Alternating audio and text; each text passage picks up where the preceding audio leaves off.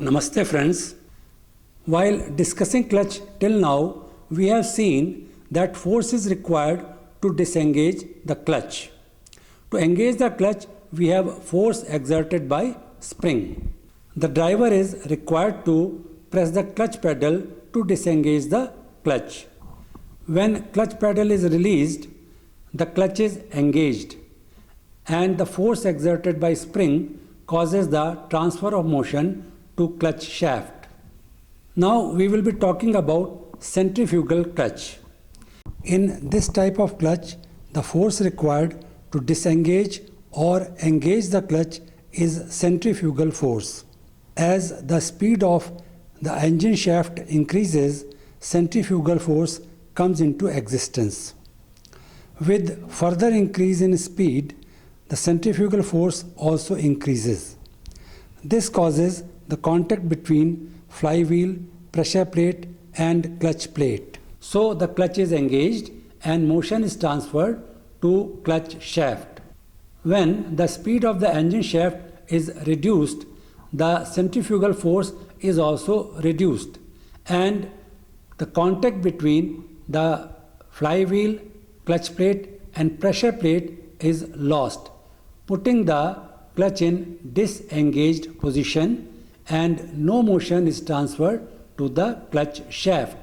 To understand how it happens, let us have a look at the diagram of centrifugal clutch. Now in this diagram also you find that you have engine shaft and flywheel on left hand side. The clutch shaft is on the right hand side. We have clutch plate and pressure plate as shown in the diagram. The flywheel has been modified and it accommodates spring E. Clutch plate and pressure plate have spring G in between them. The weight which is on right hand side is pivoted as shown and it has got an operating lever on the other side. The operating lever is in contact with the pressure plate. There is a stop in the form of projection on right hand upper side.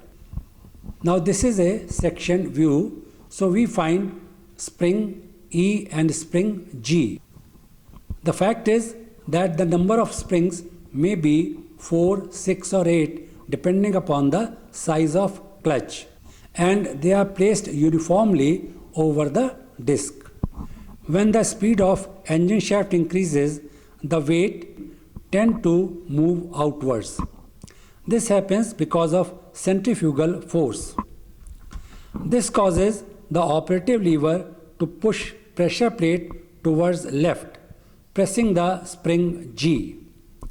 When spring G is fully compressed, it starts pushing clutch plate towards left and finally it comes in contact with the flywheel. This happens against the force of spring E.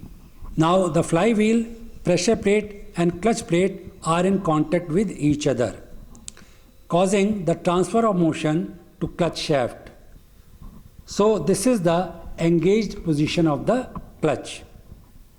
When the speed of the engine shaft is low, the centrifugal force is also reduced and weights tend to move inwards. The operating lever stops pushing the pressure plate and contact is lost between flywheel, pressure plate and clutch plate. This means no motion is transferred to the clutch shaft. Now this is known as disengaged position. In this case, we find that the whole process of exerting force to disengage the clutch or to engage the clutch is done by centrifugal force. Stop prevents the excessive outward movement of ball in case the centrifugal force exceeds beyond limit. So we find that in case of centrifugal clutch, driver is not required to engage or disengage the clutch. The engagement of clutch occurs when the speed of the engine increases.